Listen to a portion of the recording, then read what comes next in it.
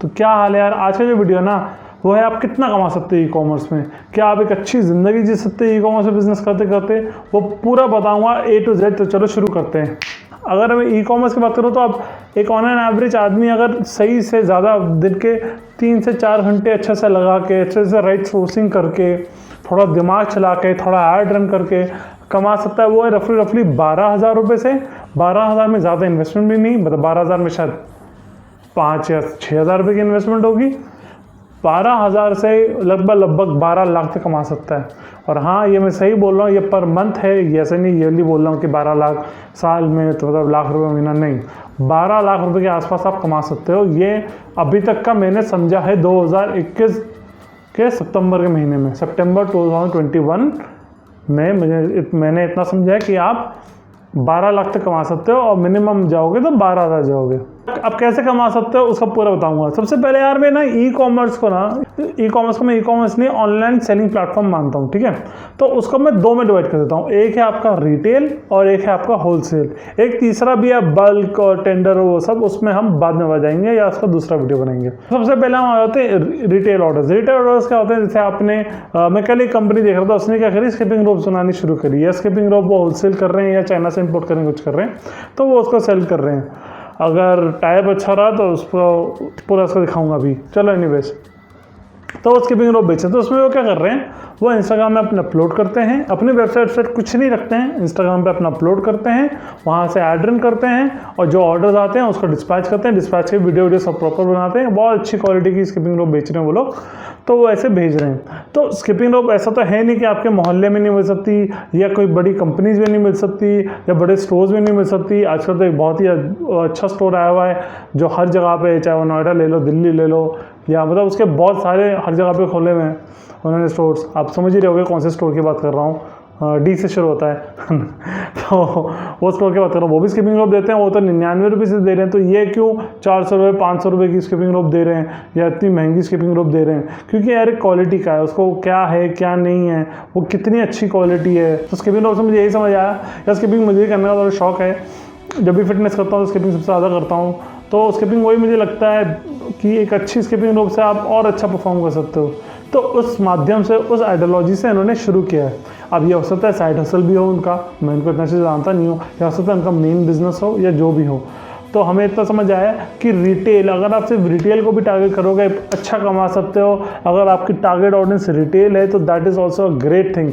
पर मेरा ये कहना है आपको रिटेल, होलसेल और बिग ऑर्डर्स तीनों को लेकर चलना है, ठीक है। तब आप एक अच्छा पैसा कमा सकते हो। समझो आप रिटेल में 1 लाख कमा सकते हो, होलसेल में आप 10 लाख कमा सकते हो और बिग ऑर्डर में आप 20 लाख कमा सकते हो। अगर आप तीनों को इकट्ठे कर दोगे तो रिटेल से आप क्या पता 5-6 हज़ार कमा रहे हो, होलसेल से आप कम से कम 50-60 हज़ार कमा रहे हो और बिग ऑर्डर से लाख-1.25 लाख कमा रहे हो। तो ऐसे करके आपके 1.5-2 लाख रुपये कमा रहे हो, तो वो भी सही है।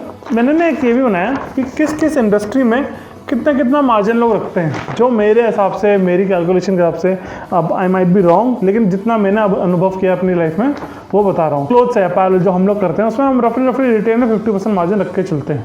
बिकॉज ऑफ द रिटर्न, और कई बार कुछ डिफ़ॉल्ट हो जाना, टी शर्ट में कुछ गैप आ जाना, स्टिचिंग प्रॉब्लम आ जाना, कुछ भी, तो उसका इतना 50% हम मार्जिन लेके चलते हैं। इलेक्ट्रॉनिक्स में मैंने देखा 10 से 15% का मार्जिन लोग रखते हैं। किचन वेयर जो एक बहुत ही रोटेटिंग बिजनेस है, जिसमें बहुत इंक्वायरी आती है और हर घर में सबको चाहिए किचन वेयर, किचन के सारा सामान, उसमें 20 से 25% है। होम फर्निशिंग और होम डिकॉर या होम डेकोरेशन या सोफ़ा, गद्दे, तकिए, तुम्हारा चादर और कर्टन जो होता है ना, उसको होम डिकॉर और सब बोलते हैं, उसमें 35 से 45% है, ठीक है। किड्स वेयर और किड्स टॉयज़ में सबसे ज़्यादा मुझे जो लगता है वो 70 से 80%, जिसमें लोग बहुत अच्छा मार्जिन रख के बेचते हैं। मैं अपने बहुत सारे क्लाइंट्स को जानता हूँ। दिल्ली में रहते हो तो सदर बाज़ार से भी बहुत लोग सोर्स करते हैं टॉयज़ और सॉफ्ट टॉयज़, और यहाँ तक कि झंडे वाला से आप साइकिल मार्केट जो है उसमें बहुत लोग सोर्स करते हैं। वहाँ से भी चाइना का बहुत माल होता है, तो उधर से भी काफ़ी करते हैं, उधर काफ़ी फैक्ट्री वाले भी बैठते हैं। और बेकरी, जब बेकरी में आजकल काफ़ी ई कॉमर्स और उसमें आ गया है, उसमें भी अच्छा है, 20 से 30% का मार्जिन बताया गया है। मेरा बहुत ही क्लोज दोस्त है, वो बेकिंग में ही है, उसकी बेकिंग इंडस्ट्री है और बेकरी है, तो उसमें उसने बताया 20 से 30% रख के सेल करता है। और होलसेल का अलग। तो यही है यार, ये मैंने लगभग ये मैंने समझा है कि इतना आप मार्जिन रख सकते हो। इस मार्जिन को दिमाग में रखते आप सोचो कि अगर आप मुझे 1 लाख रुपए कमाना है और मुझे इलेक्ट्रॉनिक बेचना है, तो अगर मैं 1 लाख का बेचूंगा तो मेरे 10,000 रुपये आएंगे, 10 से 15,000 रुपये आएंगे। अगर मैं 10 लाख का बेचूंगा तो मेरे 1 लाख के आसपास आएंगे। अगर मैं 1 करोड़ का माल बेचूंगा तो मेरे 10 लाख के आसपास आएंगे। तो वो आपके हिसाब से आपको दिमाग में लेके चलना है। आपको इलेक्ट्रॉनिक्स का काम करना है, इलेक्ट्रॉनिक्स की डीलरशिप लेनी होगी, तो आप उसमें लेके चलो कि 10 से 15% का मार्जिन है। अगर 1 लाख रुपये लगाया तो आपका 10 से 15,000 रुपये होगा। 1 करोड़ रुपये लगाया तो आपके 10 से 15 लाख रुपये बनेंगे। तो उस हिसाब से आपकी रोटेशन होनी चाहिए, उस हिसाब से आपका बिजनेस होना चाहिए। तो वो पूरी सारी ना चीज़ें दिमाग में जहन रख करके चलो, दिमाग में लेके चलो। ई कॉमर्स के फ़ायदे क्या हैं? जैसे मुझे ई कॉमर्स फ़ायदे लगते हैं, सबसे पहले आपकी ब्रांडिंग बहुत ज़बरदस्त होती है। ठीक है, अब मुझे जैसे मालूम है अगर मैं विजन प्ले की टी शर्ट जैसे निकालूँ कुछ करूँगा तो द मोमेंट द गाइस से विजन प्ले तो उसके दिमाग में आ जाएगा। ब्रांडिंग होती है, एक उसका लोगो होता है। तो और इसमें क्या होता है, जैसे आप 1000 लोग को अप्रोच कर सकते हो। होलसेल में क्या होता है, आप एक को अप्रोच किया, उसने 1000 को किया। आप इसमें क्या कर सकते हो, आप 1000 लोग को अप्रोच कर सकते हो। ब्रांडिंग के लिए I think retail target audience का टारगेट करना is a very good thing. और यार देखो, मार्केट अप्रोच होती है, पर उसके साथ ना आपको एक और बहुत फ़ायदा है, वो है आपको आपके प्रोडक्ट के बारे में समझ आ जाता है। प्रोडक्ट का रिव्यू मिल जाता है, प्रोडक्ट के बारे में सारी इन्फॉर्मेशन समझ आ जाती है। क्या ये मार्केट में अच्छा चल रहा है या क्या प्रॉब्लम आ रही है, कैसे आप उसको रेक्टिफाई कर सकते हो, बहुत ज़रूरी है। मार्केट को पकड़ने के लिए, मार्केट की बोलते हैं ना, मार्केट की पल्स पकड़ने के लिए आपको ज़रूरी है कि भैया कैसे तुम्हें कौन सा प्रोडक्ट सही लॉन्च करें जिससे अच्छा पैसा बनाओ। नहीं समझे कि अगर जैसे अब ये पिलो है, क्या ये पिलो मार्केट में चल पा रहा है, क्या है इसकी कॉस्टिंग, कितने में अच्छा बिक रहा है, कंपटीशन रेट क्या क्या आ रहा है, क्या नहीं आ रहा, पूरा बता देता है। तो इसके लिए बहुत ज़रूरी है कि रिटेल ऑडियंस को टारगेट करना। और साथ में इनोवेशन, अब रिसर्च आगे आपको समझ आएगा कि ये तकिया जैसे नहीं चल रहा है, इसको अगर मैं बड़ा बनाऊंगा तो शायद चल सकता है, या छोटा बना तो चल सकता है। तो उस हिसाब से आपको प्रोडक्ट इनोवेशन आ जाती है आपको कि हाँ क्या नई चीज़ कर सकते हैं। What next, what next, what next, what next word ही, ये व्हाट नेक्स्ट का मतलब ही है आगे कैसे ग्रो करें। जब तक आप अपने दिमाग में ये नहीं बोलोगे ना व्हाट नेक्स्ट, अगर जैसे अब तक मैं वीडियो नहीं बना रहा होता, मैं छोड़ देता कि भाई चलो जिसमें जितना कर रहा हूँ उसमें संतुष्ट हूँ, टेंडर अपना ऑर्डर सब कुछ करते रहता हूँ, मैं संतुष्ट हूँ, पर जब तक मेरे दिमाग में ये व्हाट नेक्स्ट का कीड़ा नहीं आया ना तब तक मैं आगे नहीं बढ़ सकता। तो ज़िंदगी में ज़रूरी है हमेशा व्हाट नेक्स्ट सोचना। आती है रिटेल, तो आपने पूरा पकड़ लिया। साथ में मैंने बोला था आपको होलसेल भी करना है। होलसेल के फ़ायदे क्या क्या हैं? सबसे पहले प्रॉफिट आता है मोटा। अगर यही तकिया मैं एक बेच रहा हूँ 200 रुपये का, मेरी कॉस्टिंग आ रही है 150 रुपये, तो 50 रुपये बच रहा है।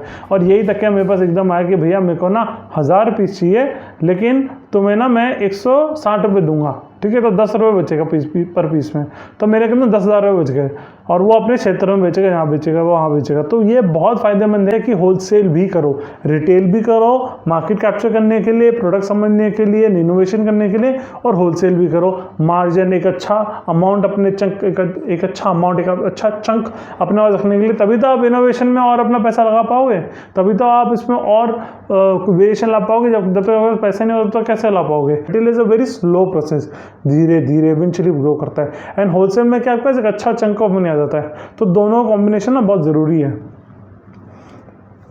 दूसरा पॉइंट, यार रिटेल वाले की काफ़ी हेल्प करता है। जैसे सैंपल जाता है, कुछ भी जाता है। अब इससे क्या होता है ना, बहुत सारे मेरे को होलसेलर जैसे मिलते हैं जो बोलते हैं यार एक पीस सैंपल दोगे, एक पीस सैंपल दोगे, तो मैं सीधा बोल देता हूँ भैया सैंपल चाहिए मेरी रिटेल साइट से ले ले। अब इससे फ़ायदा क्या है, एक तो मुझे रिटेल का मार्जिन भी मिल रहा है, प्लस का प्रोडक्ट भी अप्रूव हो जाएगा, तो मुझे होलसेल का ऑर्डर भी आ जाएगा। तो दोनों साथ में चलते रहते हैं।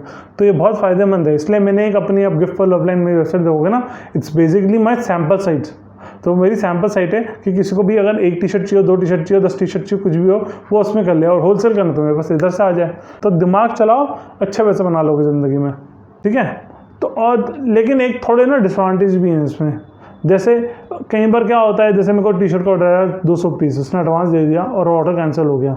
अब मेरे जेब में इतनी क्षमता होनी चाहिए कि माल उठा के मैं रख लूँ ताकि आगे बिक जाए कुछ, या मैंने प्रिंटिंग कराई, प्रिंटिंग गलत हो गई, मैं फंस गया। तो आपको ना अपना क्वालिटी चेक और वो सब बहुत ज़रूरी है। You have to make sure कि कम से कम गलती हो, क्योंकि होलसेल, रिटेल में एक गलती होगी 1 पीस वापस आएगा, होलसेल में गलती होगी तो 100 पीस वापस आएंगे। याद रखना, फिर से बोलता हूँ, रिटेल में 1 पीस रिटर्न होता है, होलसेल में बड़े ज़्यादा क्वान्टिटी रिटर्न होती है। अब जैसे मैं कई बार क्या करते हैं, इंटरलॉकिंग मैट्स की मैन्युफैक्चरिंग भी करा लेते हैं हम लोग। तो हम क्या करते हैं, जो फैब्रिकेटर्स होते हैं या जो फैक्ट्री वाले होते हैं, उनको कंपाउंड या मिक्सचर या उनको ईवा वो सब ला के देते हैं, वो बनाते हैं, और हम अपने पास स्टॉक भी रखते हैं और आगे सेल आउट भी करते हैं। तो दिमाग में रिस्क लेके चलते हैं ना यार कि यार ये वाला इस साल निकल जाना चाहिए। और एक चीज़ जो तुम्हें ज़्यादा लोग ना यूट्यूब पे सिखाएंगे ना हर जगह सिखाएंगे ज़िंदगी में। मतलब मेरा ये थंब रूल है, कोई भी होलसेल, चाहे तुम्हारे पास 500 टी शर्ट हो, मेरे पास 1000 टी शर्ट हो, मेरे पास 10,000 टी शर्ट हो, अपनी क्षमता के हिसाब से रखता हूँ। अगर मुझे मालूम है ना 500 टी शर्ट मेरे को बेचने की क्षमता है तभी मैं रखता हूँ। और एक और चीज़ याद रख लो, कोई भी माल हो ना 3 महीने में निकाल दो, ये तो थंब रूल मान लो। इतना तो मैंने आज 5-6 साल में लग लग के सीख लिया हूँ कि कोई भी माल अगर 3 महीने से ज़्यादा रुक गया ना तो रुके रहेगा। वो इनोवेशन हो गई। ये टी शर्ट में अब आ गया कि भैया आपसे ये राउंड नेक नहीं चाहिए, अब से राउंड नेक नहीं चाहिए, वी नेक चाहिए, आपका पूरा कचरा हो जाएगा ये माल, समझे। तो हमेशा रखना 3 महीना। पहले के ज़माने में 6-6 महीने रोक लगते थे, साल लोग भर गोडाउन में पड़ा रहता था। आप देखते ना पिक्चर आती थी, उसमें बंदे बैठते थे गोडाउन में, हमारा माल पड़ा है। वो टाइम ख़त्म हो गया भाई, 3 महीने में घुमाओ। अमेज़न का अगर आप अमेज़न की रोटेशन देख लोगे ना पागल हो जाओगे, जो नेक्स्ट लेवल चीज़ें होती है उसमें। अब ये रिटेल हमने पकड़ लिया, थोड़ा सा होलसेल पकड़ लिया थोड़ा सा। अब टेंडर के बारे में मैं सोच रहा हूँ एक अलग ही वीडियो बनाऊँ। टेंडर और बिग कॉर्पोरेट्स को कैसे अप्रोच करा जाता है, बिग कॉर्पोरेट्स को ऑर्डर कैसे करे जाते हैं, कैसे फैक्ट्री टाइप में कराते हैं, हम कैसे करते हैं, उसका मैं एक अलग वीडियो बनाऊंगा, because that's whole together a very different thing. तो आज के लिए बस इतना ही। वही बताना चाहता था कि ई कॉमर्स है, आप आसानी से 12,000 से 12 लाख तक ईजिली कमा सकते हो, ज़्यादा एफर्ट्स ना करके। तो मुझे कमेंट करना कैसा लगा, क्या लगा। तो thank you so much guys, please like share and subscribe.